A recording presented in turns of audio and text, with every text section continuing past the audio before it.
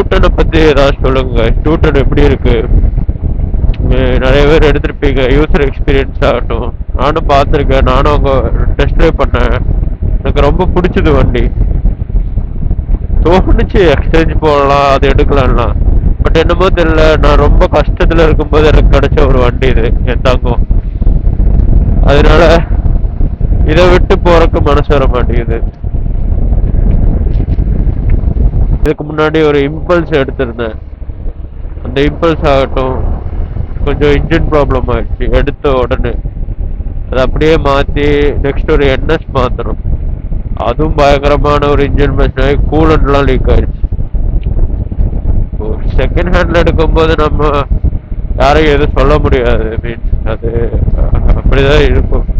நம்மளும் கொஞ்சம் கேர்ஃபுல்லா எடுத்துருக்கணும். சுச்சுவேஷன்ல ரொம்ப கேஷ் எல்லாம் எல்லா பக்கமும் லாக் ஆகி பைக்லயே சுத்திட்டு இருந்த நமக்கு பைக் இல்லாம டிராவல் பண்ணும்போது ரொம்ப கஷ்டமா இருக்கும். ஏன்னா நம்ம கூட வந்தவங்களே அந்த டைம்ல நம்ம கூட வரமாட்டாங்க நம்மகிட்ட வண்டி இல்லைன்னா. அது ஒரு பாண்டிங் தானே. நீங்க சொல்லுங்க பார்க்கலாம்.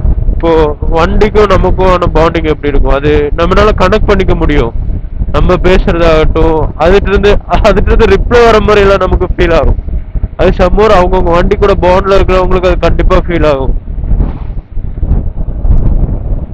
பசங்களுக்கும் அவங்க வண்டிக்கும் பாண்ட், அது கார் ஆகட்டும், பைக் ஆகட்டும், என்ன வண்டி ஆகட்டும், அந்த பாண்டுங்கிறது அது ஒரு மாதிரி மற்றவங்களுக்கு புரியாது.